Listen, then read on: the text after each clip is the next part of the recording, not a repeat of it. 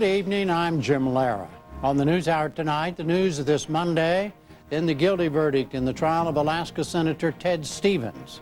With 8 days until the election, extended excerpts from the candidates' speeches, plus a campaign snapshot by Amy Walter and Susan Page, a look at proposals to help homeowners hit by foreclosure, and a report about the devastation in Haiti after 3 hurricanes. Major funding for the NewsHour with Jim Lara is provided by... The world is changing, and how we use energy today cannot be how we use it tomorrow. There is no one solution. It's not simply more oil, more renewables, or being more efficient. It's all of it. Our way of life depends on developing all forms of energy and to use less of it. It's time to put our differences aside. Will you be part of the solution? Chevron, human energy. Pacific Life.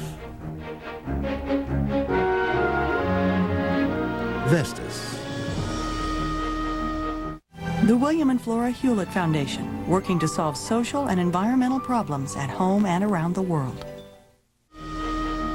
And with the ongoing support of these institutions and foundations. And this program was made possible by the Corporation for Public Broadcasting and by contributions to your PBS station from viewers like you. Thank you. Senator Ted Stevens was found guilty today on 7 federal charges of corruption. The Alaska Republican was on trial in Washington for lying on Senate disclosure forms over renovations to his house. Stevens faces up to 35 years in prison. He's up for re-election next Tuesday. The judge did not set an immediate date for sentencing. We'll have more on this story right after the news summary. Federal agents have foiled a plot to assassinate Democratic presidential nominee Barack Obama.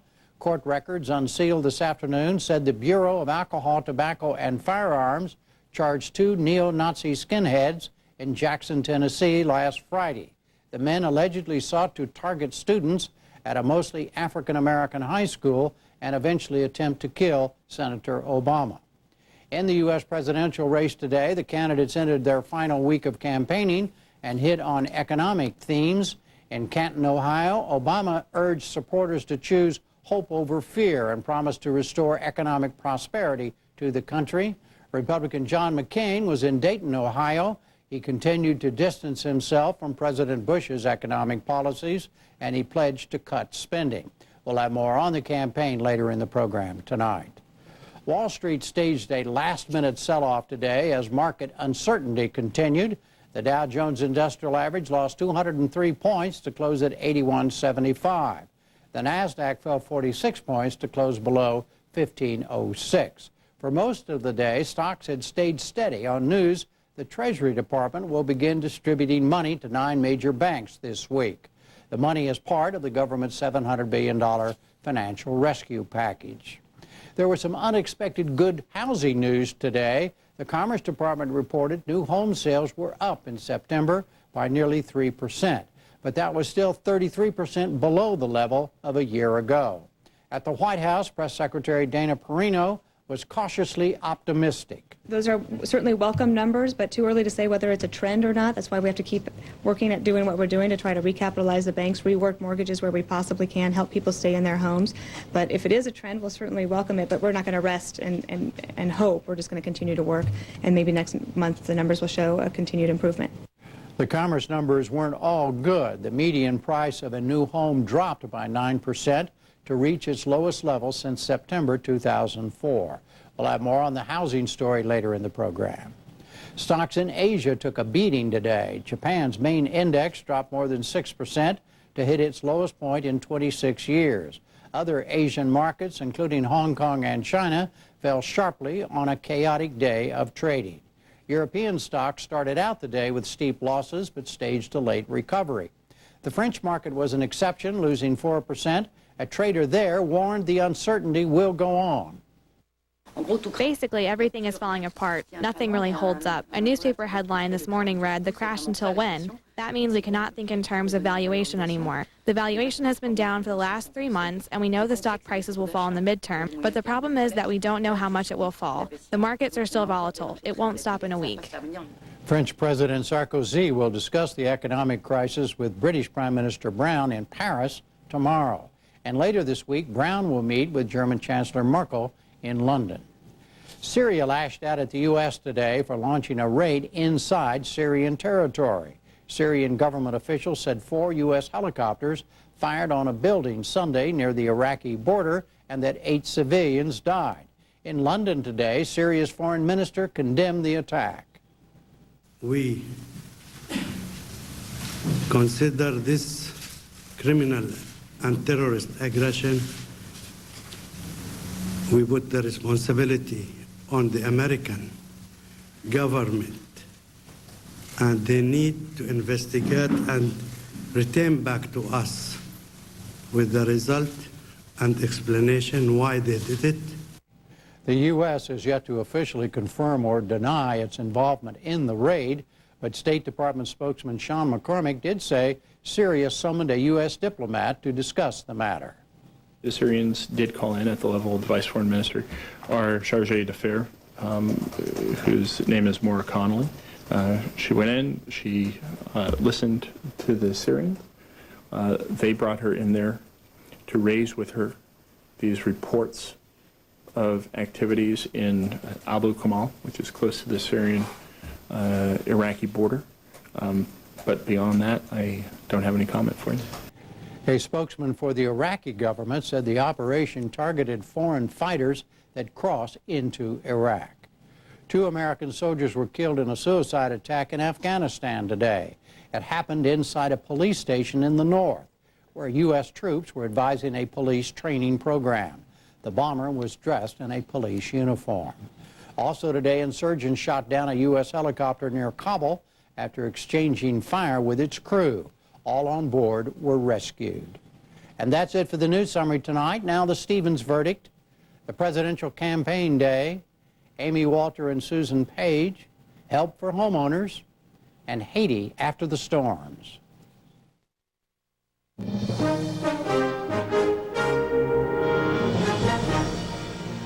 The Stevens verdict, Ray Suarez has our story. We take a closer look at the implications of today's guilty verdict with Paul Singer, associate editor at the Capitol Hill newspaper Roll Call. He's been covering the Ted Stevens corruption trial. Paul, let's begin with what the government said and what the jury has now agreed Ted Stevens did. Well, the charges, Ray, specifically were that he failed to report gifts on his annual financial disclosure forms that he reports to Congress every year. He was receiving, they alleged, major renovations on his home in Girdwood, Alaska, that he was not paying for. He was also receiving a whole bunch of other gifts that he'd never paid for. Very expensive gas grill, $2,700 electric massage chair. All of these things, the government alleged, should have been reported as gifts on his financial disclosure forms. By failing to report them, he was essentially hiding things he didn't want the public to know. This is what the jury has agreed and has convicted him of today. They convicted him on all counts. What level of crime is this? Were these felonies? Yeah, well, the form is a Senate form, but it's actually required by federal law that you fill these forms out and you sign a little thing swearing that everything on here is accurate. And yeah, it's a felony.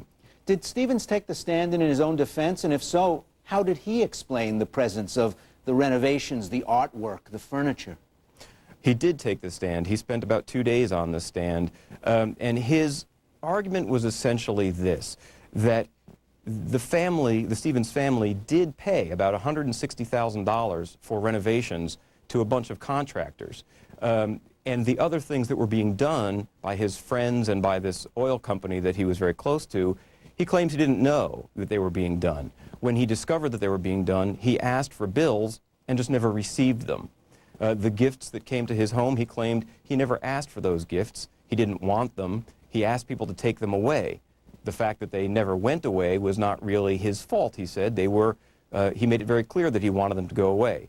The prosecution made the point, Senator, you're one of the most powerful senators in the U.S. Congress. how can you not get someone to remove a chair from your house, to remove a grill from your house? It seems hard to reconcile. The company involved, Vico, is a construction company in the oil services industry. Did the federal government attempt to show any quid pro quo, that something was offered and something given back by Stevens? You know, it's funny, they didn't, except they sort of did. They never alleged any quid pro quo. That would have been a bribery count. And they never alleged that. It was not in the indictment.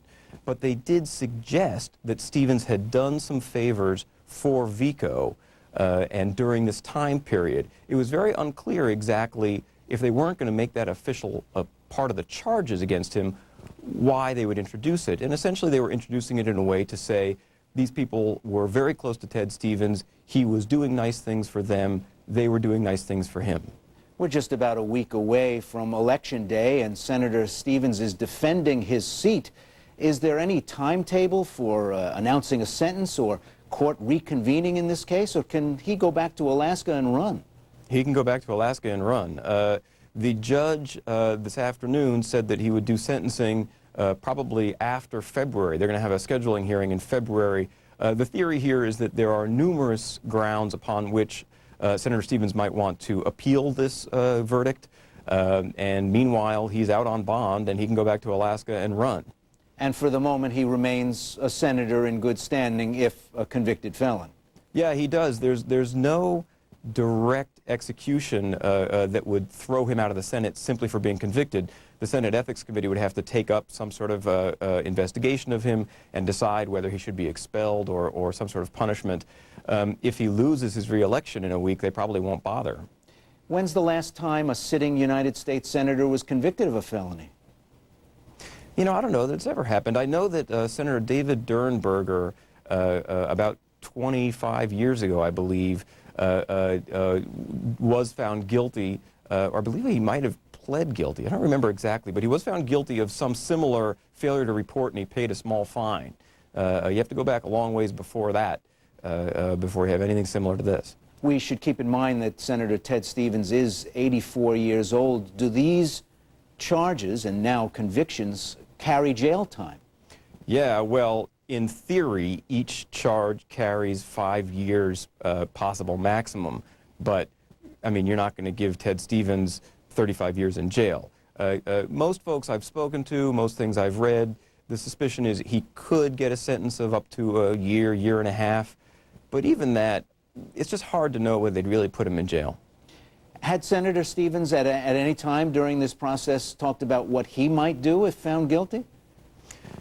No, you know, he said he's innocent. He said he didn't do it. He said he never intended to do it, and he said he's going to go home to Alaska. In fact, one of our reporters caught him getting out of the elevator today, and he said, I'm going home. He's going back to Alaska to try and make the case to Alaskans that he was unfairly prosecuted. I mean, I will give him credit here that the prosecution did admit on several occasions that they mishandled evidence. That will probably give him an avenue for appeal. Paul Singer, thanks for joining us. Thanks. Have a good evening, Ray.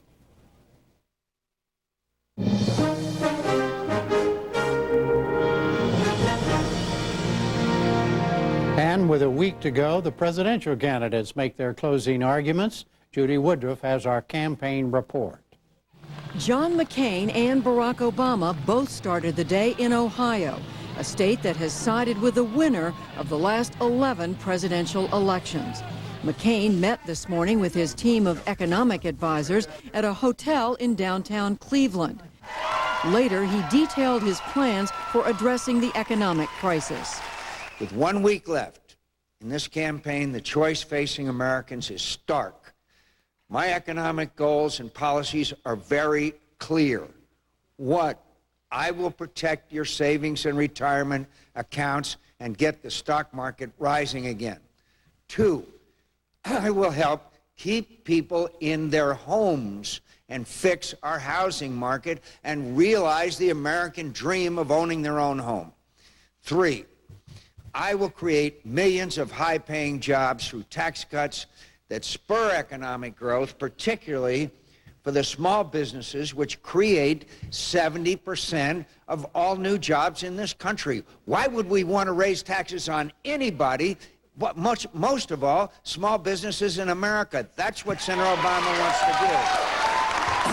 That charge that Obama would raise taxes was one McCain returned to again and again. We both disagree with President Bush on economic policy. The difference is that he thinks taxes have been too low, and I think that spending has been too high. My approach is to get spending under control and cut taxes and encourage individuals to invest in our markets or buy a home, and to encourage businesses to hire more workers. Senator Obama's approach is to radically increase spending and then raise taxes to pay for it. My approach will lead to rising stock market prices, a stabilized housing market, economic growth, and millions of new jobs. Senator Obama's plan will destroy business growth, kill jobs, and lead to continued declines in the stock market and make a recession even deeper and more painful. McCain also warned that giving the Democrats control of both the White House and Congress could be troublesome. Now, this election comes down to how you want your hard-earned money spent. Do you want to keep it and invest it in your future, or have it taken by the most liberal person to ever run for the presidency and the Democratic leaders, the most liberal, who have been running Congress for the past 2 years? Nancy Pelosi and Harry Reid. You know, my friends, this is a dangerous threesome. They believe that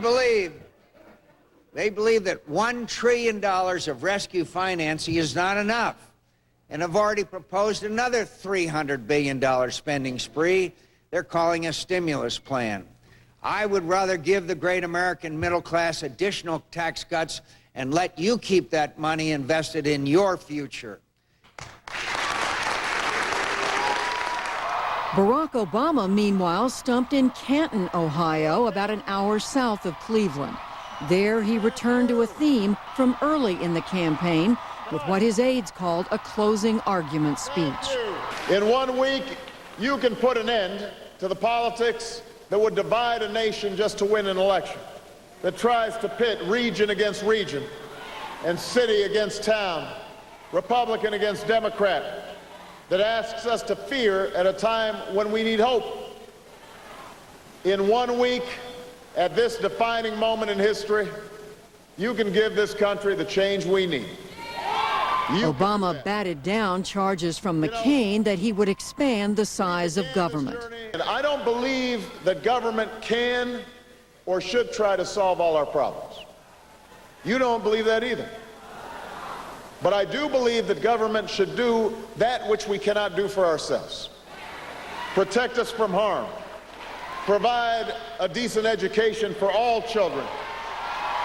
Invest in new roads and bridges, in new science and technology.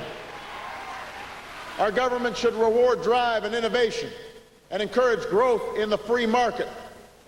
But it should also make sure businesses live up to their responsibility to create American jobs and look out for American workers and play by the rules of the road. It should ensure a shot at success, not just for those with money and power and influence, but for every single American who's willing to work.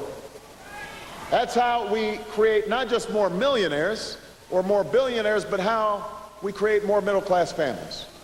That's how we make sure businesses have customers that can afford their products or services. That's how we've always grown the American economy from the bottom up. John McCain calls this socialism. I call it opportunity, and there's nothing more American than that. Obama kept up his efforts to tie McCain to the economic policies of the Bush administration. We have tried it John McCain's way. We have tried it George Bush's way. And deep down, Senator McCain knows that, which is why his campaign said that if we keep talking about the economy, we're going to lose. That's why he's spending these last weeks calling me every name in the book. Because that's how you play the game in Washington. If you can't beat your opponent's ideas, you distort those ideas and maybe make some up. If you don't have a record to run on, then you paint your opponent as someone people should run away from. You make a big election about small things. Ohio, we're here to say, not this time, not this year, not when so much is at stake. John McCain might be worried about losing an election, but I'm worried about Americans who are losing their homes and their jobs and their life savings. Republican vice presidential nominee Sarah Palin, meanwhile, appeared in Leesburg, Virginia. And just as McCain did at his Ohio event, Palin accused Obama and congressional Democrats of conspiring to punish workers by raising taxes. We don't think that you should be working for government. We think that government should work for you. So if you share that commitment, we need your vote on November 4th, because if big government spenders control the House and the Senate, and heaven forbid the White House, then they will have a monopoly of power in Washington, and the Obama, Pelosi, Reid agenda, it would put America on a path that erodes the strong work ethic that made this country so great. So Virginia, let us fight together for what is right and free and uniquely American. The number 2 on the Democratic ticket, Joe Biden, campaigned in Greensboro, North Carolina, where he touted Obama's vision for uniting the country. Ladies and gentlemen, our problems are too big, and for too long, our politics has been too small. It's time to change. Look, Barack Obama knows that we need to bring people together. And the way he will do it is the way all great presidents have done, by reminding us of what we've overcome in the past. We've seen tougher times in this country, our parents and grandparents and great-grandparents, and they've overcome it. The other way great presidents appeal to America is they appeal to their better angels, not to their fears. Appeal to their potential. And ladies and gentlemen, if you notice, that's all we've been doing in the last month of this campaign. That's all Barack Obama is doing now. It's not about, as I said, were you better off? Everybody knows we're not better off. It's about what are we going to do now? Biden will campaign tonight and tomorrow in Florida, while Obama makes stops in Pennsylvania and Virginia. McCain will hold a joint rally with Palin in Pennsylvania before traveling to North Carolina. And to Gwen Ifill. For more on what the two candidates are doing to seal the deal, we turn to Amy Walter, editor-in-chief of The Hotline, National Journal's political daily, and Susan Page, Washington bureau chief for USA Today. Susan Page, based on what we heard Barack Obama say today, what is the substance of his closing argument? Barack Obama is saying, it's been a tough 8 years, we need a change, I'll offer you change, the other guy won't. I think that's the essence of his closing arguments. It's been, in fact, the essence of his campaign for the last 6 months. It sounded, Amy, like the essence of his opening argument. Of his opening argument for the rest of, yes, for his tenure as president. Is that what you're suggesting? Yeah. I mean, I think that what he's doing right now, it's really interesting watching these two candidates, which is Obama seems to be sort of opening his message and trying to sort of bring it, as we've heard all along, right? Bring as many people together as possible, the blue states and the red states and the hope and the all those words. And McCain is much more focused, and his message is much more closed, as it would be, focused much more on his base and turning out those voters that he's worried are not enthusiastic enough to come out on Election Day. So one's trying to expand the map, one's focusing much more narrowly. Well, let's talk about the McCain message. There seemed to be a lot in that today. It was a full basket full of different messages. Well, I think Senator McCain is looking for a message that's going to work for him, that'll get some traction, that will convince some voters who are for Obama now but maybe aren't quite so sure about it to peel off, or those dwindling number of undecided voters to come to his side.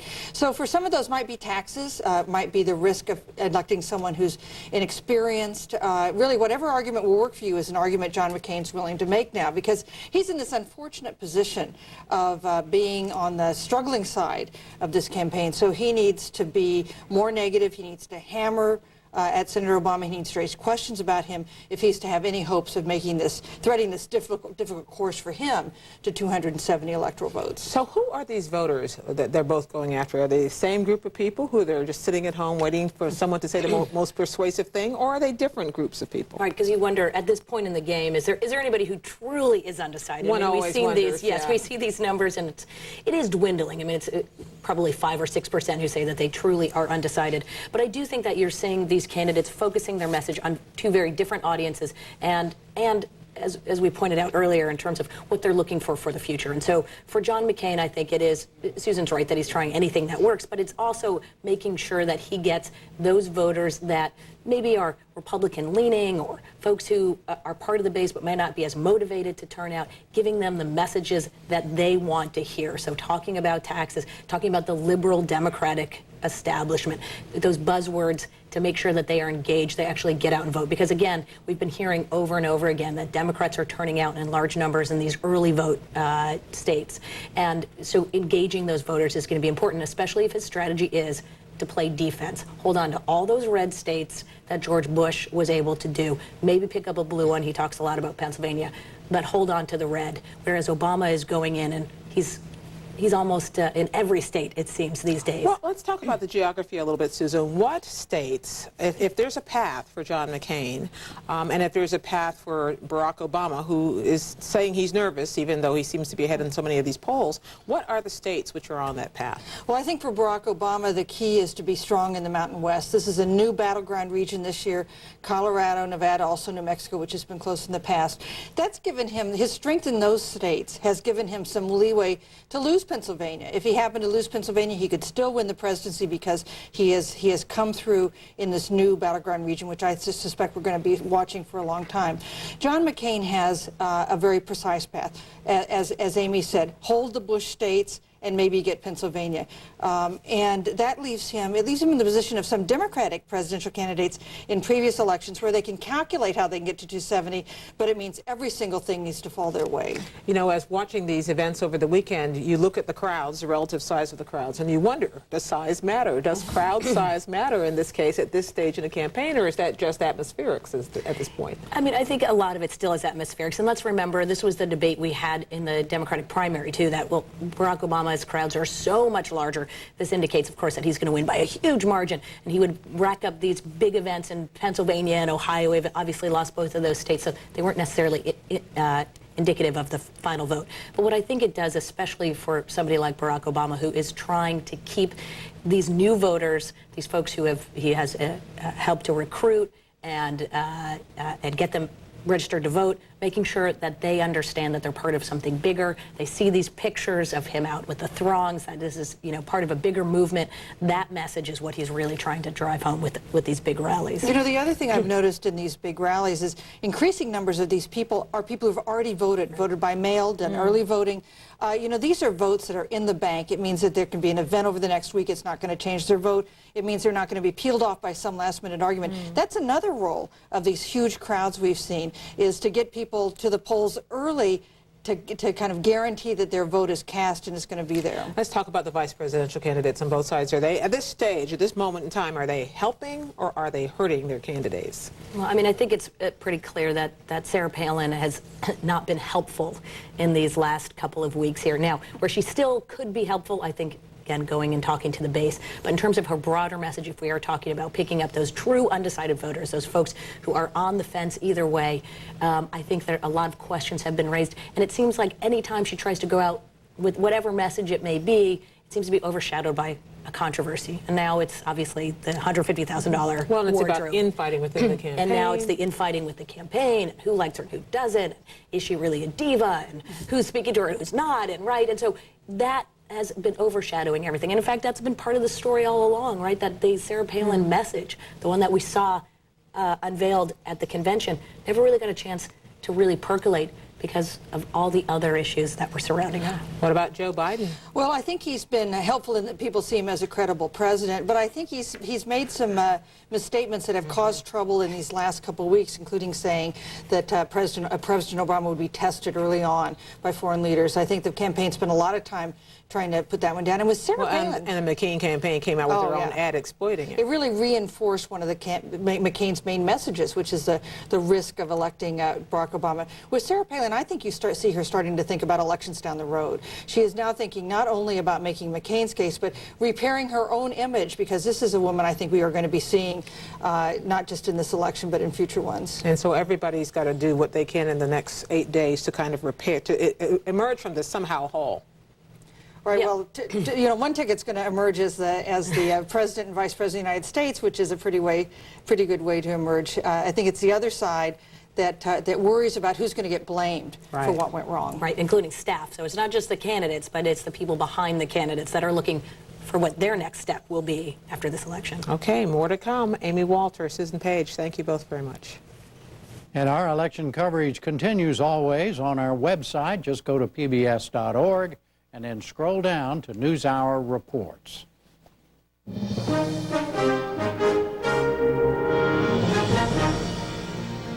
Next, new proposals to help homeowners in trouble. Jeffrey Brown has our story. Ever since Congress passed its financial rescue package last month, fears have grown that the twin problems of decreasing home prices and increasing foreclosures had not been adequately addressed. Amid growing calls to help distressed homeowners, more direct responses now appear to be in the works. According to recent data, foreclosure filings in the third quarter were up 71% from a year ago, with some regions hit particularly hard. And the average price of a home dropped by 9% in the last year. Again, some areas saw much greater drops. In recent weeks, candidates, lawmakers, and academics have put forward a variety of proposals to address the problem. And now the Bush administration appears ready to make its next move. On Thursday, officials appearing at a Senate hearing said they're working on details of a plan in which the government would provide a partial guarantee on troubled home loans.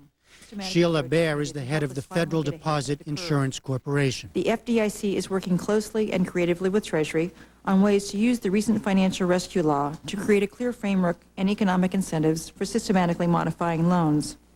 The aim is for loan servicers to offer homeowners more affordable and sustainable mortgages. The new plan, which could be announced in the next week or two, is estimated to cost some $40 billion.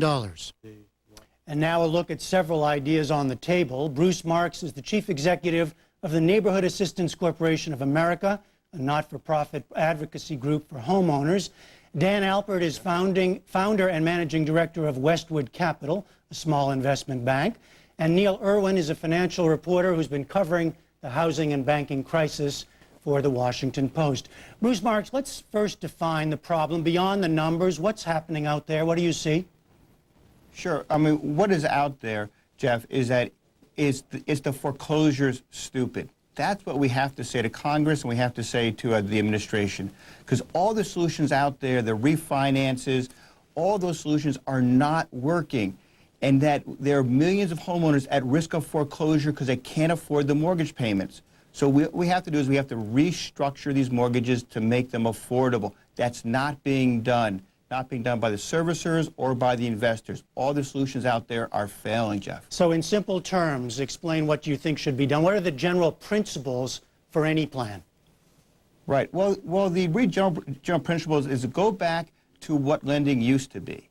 It's saying, let's determine what a homeowner can afford. So what we say is, what is the someone's income, the required monthly liabilities, the required expenses, and then you come up with a mortgage payment and you say, this is what I can afford. And that's how you do it. Now you have to restructure the mortgage. Let's not do a new loan, a refinance. Stay with the existing lender, servicer, investor, and say, reduce the interest rate to get to a mortgage payment that the homeowner can afford. It's basic lending. It's going back to the fundamentals. This is what the homeowner can afford. Restructure the mortgage. And that's good, Jeff, for everybody. It's good for the homeowners. That's good for the servicers who are overwhelmed. Good for the investors. Good for the communities. And you can do that without $1 of taxpayer money. Now, Dan Alpert, before I ask you about what you'd propose, I just note, in our news summary today, we said that home sales were actually up a bit in September. Still down a lot from last year, but up surprisingly. Does that suggest at all to you that the market may have, I don't know, settled, figured this out a bit? Well, I'm looking more at home prices, and if you look at home prices, they continue to decline. The issue that really faces us is that so much of the value increment that was created during this lax lending and low interest rate period throughout the decade really never truly existed. The cost of housing completely disconnected from alternatives of rental. They completely disconnected from personal income, and we ended up at a point where we believe housing values are going to nationally plummet by about 30% peak to trough. That generates many, many losses. We went from $5.4 trillion in outstanding mortgage debt in 2000 to $11 trillion at the end of 2006. That more than doubled the amount of housing debt outstanding. Theoretically, we had some $20 trillion worth of housing stock, but unfortunately a 30% drop from that, it takes you down to 14, and here's the zinger. About a third of all homes have no mortgages on them at all. So you have less than $11 trillion worth of collateral supporting $11 trillion worth of loans. That's going to create mortgage losses. It's obviously creating a huge negative wealth effect amongst people who own housing, and that, of course, is translating into a mammoth recession. Neil Irwin, let me bring you in. You've been covering this in Washington. Why was there reluctance early on in the administration to tackle this problem head on? Well, the simple fact is it's great to talk about finding ways to prevent foreclosures, to help people afford their mortgages, but it's really hard to do that in a way that doesn't disrupt private contracts, that is actually practical. The reality is there are these existing mortgages. People signed up for them voluntarily. The bank center deals with both the mortgagee and with the whoever ultimately owns that mortgage. And anything you do to try to help people afford a mortgage or renegotiate, you kind of need buy-in by all those parties, unless you're running the risk of a lawsuit. So the basic situation is it's a great thing to talk about. It's a much harder thing to execute in practice. And what we mentioned, this potential new plan by Treasury and the FDIC that Sheila Bair has been touting. Details to come, clearly, on this, but what do we know so far? The rough outlines are that a mortgage company, a lender, a bank would agree to lower the value of a mortgage or what's owed on it to what a person can actually afford in exchange for the government being willing to protect the bank or the lender against any future losses. So the idea is the government steps in and says, all right, if you renegotiate this mortgage so it's, say, the person only has to pay 32% of their income, something that's affordable, we'll bolster it and protect you against further losses. Again, the level of detail you have to get into to actually make something like that work is truly daunting. Bruce Marks, what about something like that? Well, it's not that complicated. I mean, I think, people make it far more complicated than what it is. What we know it doesn't work is we know that refinances, getting a new loan doesn't work because the value's not there, people's credit scores are not there, that doesn't work. So what we have to focus on is with the existing servicer and the investor. And it's very simple. You determine what the homeowner can afford, and you reduce the interest rate. And NACA, we're able to do this for tens of thousands of homeowners. But who? With But the let me major interrupt. servicers. Let me interrupt you. Sure. Who takes the hit in that point? Is it the lender, the servicer, or the government? Who's taking the hit? Well, it is the investor that won't get their 9 or 10% interest rate, that might get their 4 or 3% interest rate, but they won't incur the foreclosure costs. Because what you're focusing on is not what the value of the property is, you're focusing on what the mortgage payment is, and you're locking that in for the remaining term of the loan. So you have a fully amortized loan, so even if the loan is underwater, even if you owe more than what it's worth, then as long as you have a fully amortizing loan, with every payment, you're paying off a bit of the principal with no taxpayer dollars. But you know what the biggest problem is, Jeff? And that is Fannie Mae. Fannie Mae, which sets the standard for this country, is the investor. So in essence, because they're refusing to do this, that's what's causing the massive numbers of foreclosures in this country. We change Fannie Mae's policy, we change it for the industry. All right, Daniel Alpert, you respond to that. I want to let you, you have a whole other idea for how to do this. Well, first of all, I'm more with Neil. Unfortunately, we have the sanctity of contracts in this country, and it's very, very difficult We've seen already how difficult it is to jawbone lenders, which is what the HOPE programs were trying to do, into making these alterations to their mortgages. Think about the private securitizations, which account for trillions of outstanding mortgages. And those folks are, servicers and trustees that are beholden to bondholders who own little pieces of these mortgages.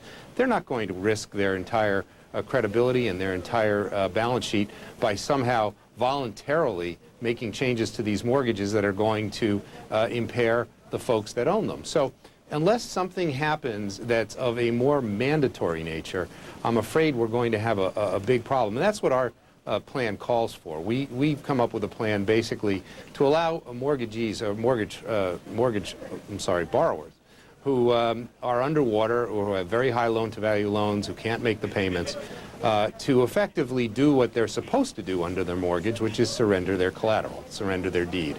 Right now, the cost of collection of mortgages is running something like 30% of mortgage balances when it goes through foreclosure. In good times, it was 19%. So you're talking about a huge additional cost. If deeds are surrendered voluntarily, you save that cost. Now, who would do that in their right mind? No one. So what we're proposing is that lenders be required on a mandatory basis to lease the properties back to the homeowners for a period of time. We've suggested 4 to 6 years, during which time homeowners will have a chance to get their financial houses in order and be able to buy back the home, theoretically at a price lower than they paid for it originally, at fair market value in 4 to 5 years. Look, if you believe that this crisis is created by some sort of a cyclical downturn, this was a bubble. This was not an oversupply of housing or anything like that. It was a pure bubble. Housing prices are going to recalibrate down to where they match off against rents, where they match off against personal incomes. All right, let me bring Neil Irwin back in here, because this discussion, I assume this kind of discussion is going on in Washington about how to, there were concerns about what's called moral hazard and the sending the wrong incentives to people. How to limit any kind of program? What kind of discussion or worries do you get on the Hill and in Treasury right now? Well, think about it this way. If you create a program where you say, if you can't afford your mortgage or it's hard to afford your mortgage, you can renegotiate it with some government help. That can almost create incentives. People who are kind of scratching by and really stretching and maybe working a second job to try and keep up with their mortgage payments, they might have an incentive then to just default, to just stop paying their mortgage, and then they could be subject and benefit from some kind of government program along these lines. There's a lot of perverse incentives that can come along, and that's what a lot of Republicans especially are worried about. The truth is, the FDIC under Sheila Bair, they took over. They're kind of doing an experiment in this right now. They ended up taking over the failed bank IndyMac back in August, and they said, we're going to move aggressively to try and renegotiate mortgages to help people out. They had 60,000 people either in some stage of the foreclosure process, 60,000 mortgages. As of last week, only 3,500 of those had successfully been renegotiated. We're talking about massive, massive numbers of mortgages, and dealing with individual homeowners, thousands of people all over the country. It's a very big challenge. All right, Bruce Marks, I know you wanted to jump back in. Go ahead. Yes, please. Look, let's talk about the reality of what's going on the ground. There are solutions that are working now. When you talk about, you've got Secretary Paulson. He controls Fannie and Freddie. They have 50% of all the mortgages in this country. Now Fannie says that you have to be 4 months late before they will restructure the mortgage. Fannie says that they will not reduce the interest rate less than the market value, less than the market rate. They will never reduce the principal. They're the biggest problem. So in essence, the American taxpayer who owns Fannie Mae is foreclosing on themselves. And so if we want to do a dramatic solution, something that's going to help virtually the whole industry, every homeowner at risk of foreclosure, we change the practices of Fannie Mae. Because it's not just for the 30% of the mortgages that they own or that they guarantee, or Freddie, the 20% that they own or guarantee, but whatever they do become the accepted solution for the industry. And then let's take the Sheila Bair standard.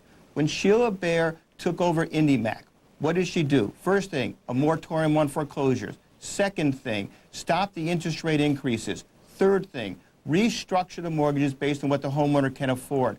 Well, if Sheila Bair can do that as head of the FDIC, and she owns IndyMac, and if NACA can do it as a nonprofit mortgage broker, why can't we have Secretary Paulson, who owns Fannie and Freddie, and they can set the industry standard. We don't have to go through the gymnastics of giving the deed back and re-renting it, or refinances, or using the taxpayer money. We can do it the right way with the solutions that are already there staring in our face. All right, I think we're going to have to leave it there, but we'll come back to this, no doubt, in the coming days or weeks as the plan develops. Bruce Marks, Daniel Alpert, and Neil Irwin, thanks all very much. Thank you. Thank you.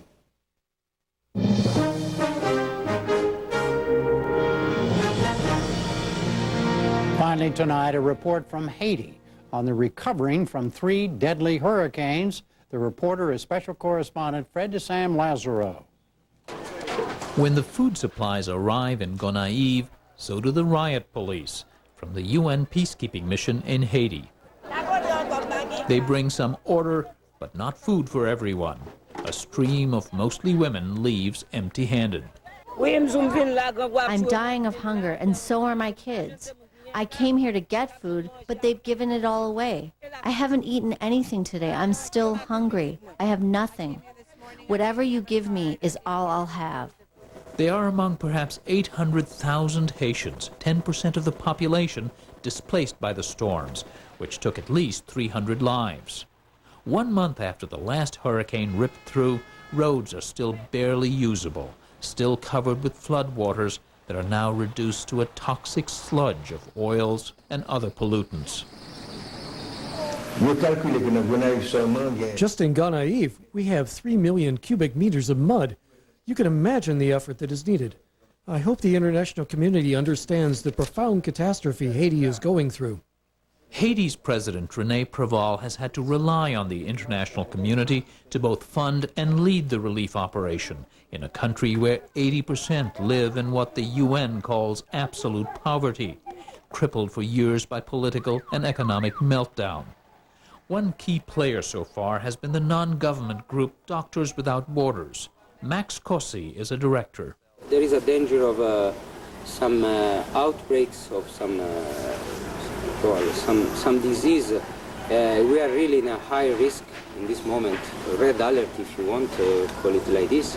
Red alert? Yeah, there is a large part of the population that doesn't have any access to clean water. And you know after a while that you don't have this capacity to have clean water, you start to drink what you find. For 51-year-old Odette Jamais, that meant drinking floodwaters that she stood in for hours. There were bowls and plates lying around. We just scooped up the water and drank it without filtering it.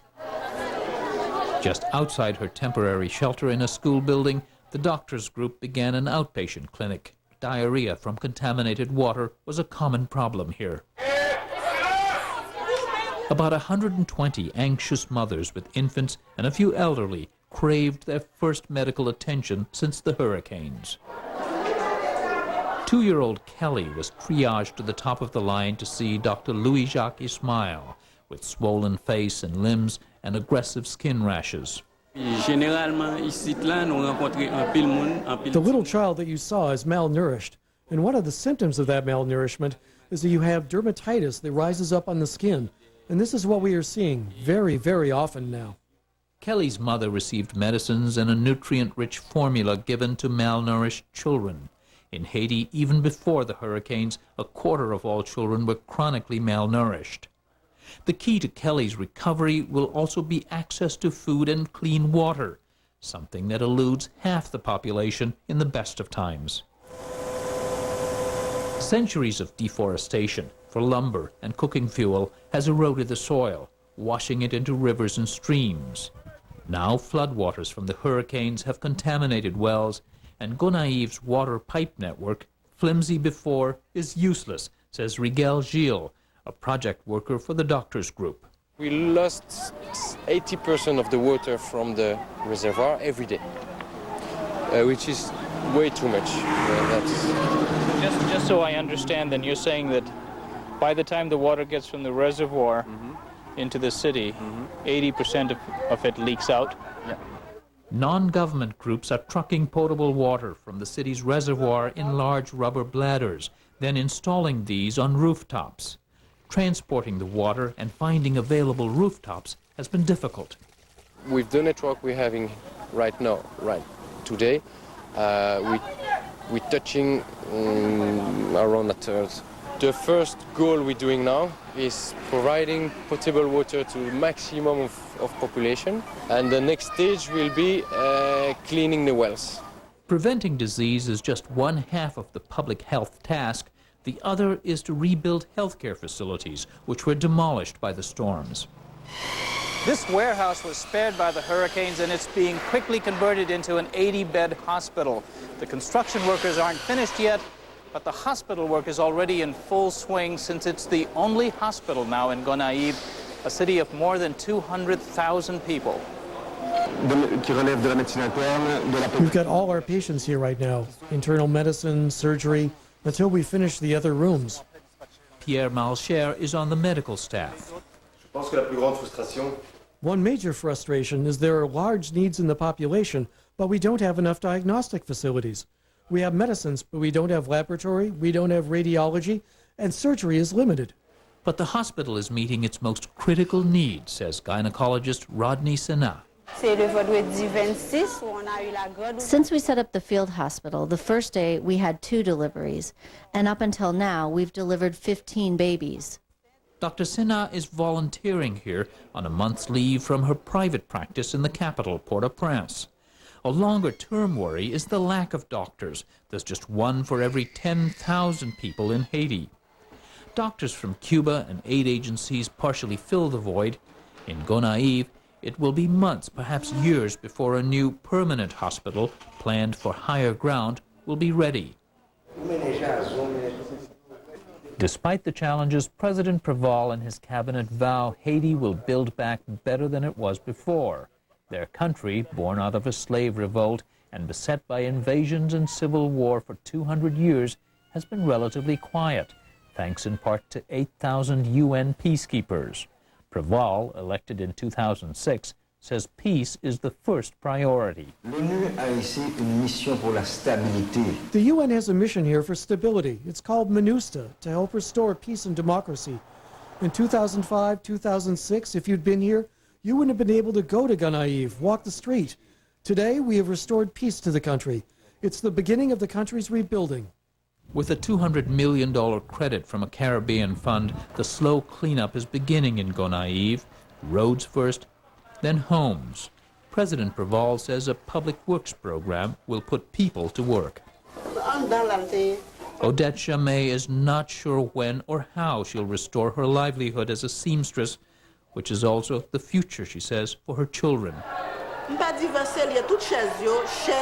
I lost chairs, cooking pots, kids' clothing, but the only thing I really cared about was my sewing machine. And I had a lot of material to sew for school uniforms. I lost all that too. The money that I would have made from selling uniforms, I would have used to send my kids to school. The big concern for Max Cosi of Doctors Without Borders is that the recovery effort be sustained. My fear is that the work will be done for the next month, and then slowly will stop. It's a little bit what happened with the media, with the press. I was there the first days. There was a lot of journalists, a lot of media coming, making interviews, spending time there, and now you see that slowly the attention is getting in somewhere else, because it's not anymore the news, but the needs are still there. And I can tell you that the danger is more now than before. Yeah, you have the death at the beginning, but now you have the risk to have much more death in the future if things are not done correctly and in a massive way.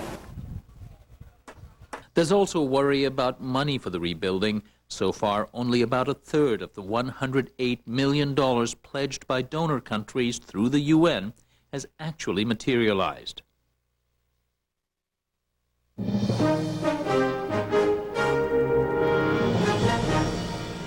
And again, the major developments of this day. Alaska Senator Ted Stevens was found guilty on 7 charges of corruption. And on Wall Street, the Dow Jones Industrial Average dropped another 200-plus points. We'll see you online and again here tomorrow evening.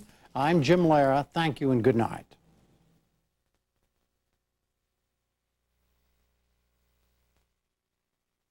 Major funding for the NewsHour with Jim Lehrer is provided by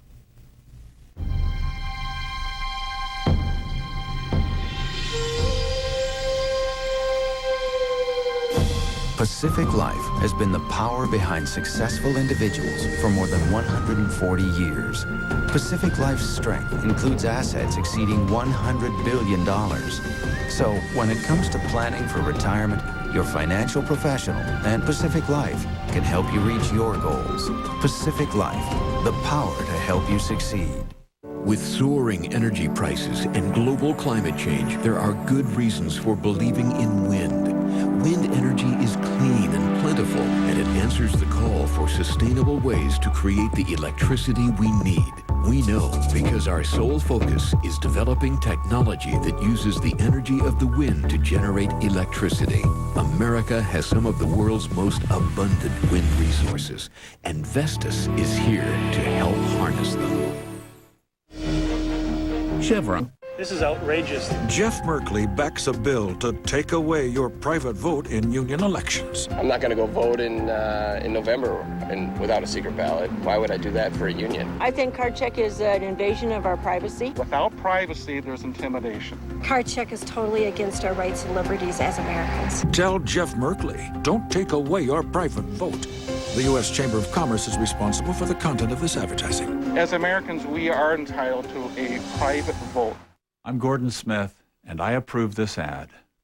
Jeff Merkley's desperate attacks, sleaziness, says Reinhardt of the Oregonian. His claims, laughable, says the Register Guard. Not true, says the Oregonian. Jeff Merkley, false attacks, desperate campaign. Dave Brownlow, too liberal, wants President Bush tried for war crimes and favors abolishing prisons. Dave Brownlow, just too liberal. Oregon has seen this crisis before, billion-dollar deficits and high unemployment. The Merkley answer? Increase spending by almost $5 billion. Increase the pay of top government bureaucrats by 33%. And vote against creating thousands of logging jobs. Now, with the nation's economy in crisis, Merkley's friends in Washington want to spend another $150 billion. Tell Jeff Merkley we can't afford more spending and fewer jobs. Americans for Job Security is responsible for the content of this advertising. The grand opening of Oregon's largest flooring center, just out 503 Carpets.